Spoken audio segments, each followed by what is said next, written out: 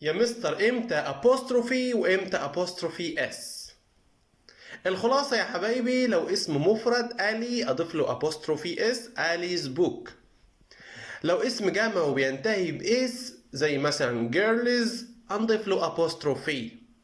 لو جمع شاذ لا ينتهي بإس زي children apostrophe اس.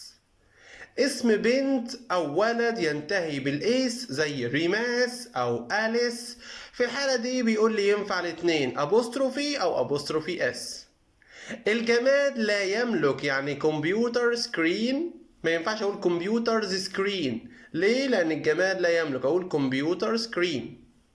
لو في 2 أو 3 أو 13 بيشتركوا في حاجة واحدة بس، انت بتضيف الابوستروفي اس او الابوستروفي للكلمة اللي قبل المملوك، بمعنى احمد and محمد's book، بضيف هنا لمحمد.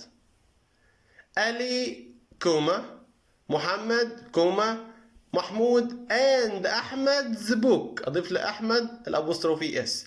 اذا بضيف للكلمه اللي قبل المملوك او الاسم اللي قبل المملوك. اوكي. وممكن اعبر عن الابوستروفي اس دي بالفيرب belong to، يعني ينتمي الى. بيكون belong to مع الجمع و belongs to مع المفرد according to the present simple tense. اوكي. وكمان ممكن أسأل عن الملكية بأداة الاستفهام whose معناها لمن الملكية، وبتكون الإجابة عليها يا إما بصفة ملكية زي مثلا it's my book أو it's mine بضمير ملكية.